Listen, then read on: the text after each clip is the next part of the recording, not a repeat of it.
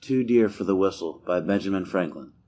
When I was a child of 7 years old, my friends on a holiday filled my pockets with coppers. I went directly to a shop where they sold toys for children, and being charmed with the sound of a whistle that I met by the way in the hands of another boy, I voluntarily offered and gave all my money for one. I then came home and went whistling all over the house, much pleased with my whistle, but disturbing all the family.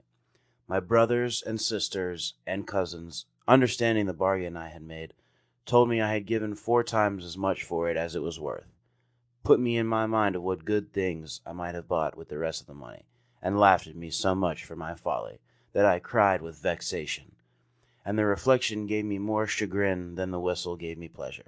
This, however, was afterwards of use to me, the impression continuing on my mind, so that often, when I was tempted to buy some unnecessary thing, I said to myself, "Don't give too much for the whistle," and I saved my money. As I grew up, came into the world, and observed the actions of men, I thought I met with many, very many, who gave too much for the whistle.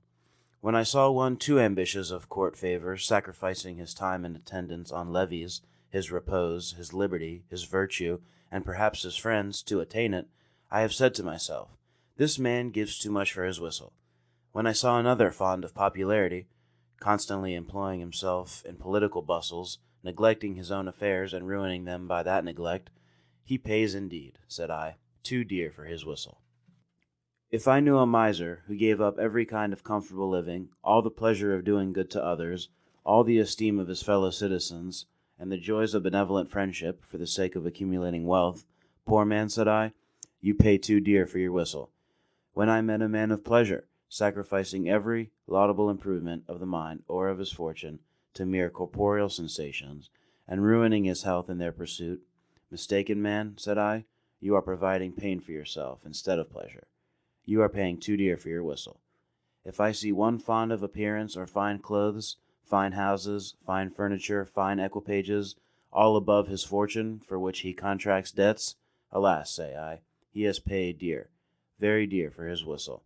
In short, I conceive that a great part of the miseries of mankind are brought upon them by the false estimate they have made of the value of things, and by their giving too much for their whistles. Benjamin Franklin. Footnote.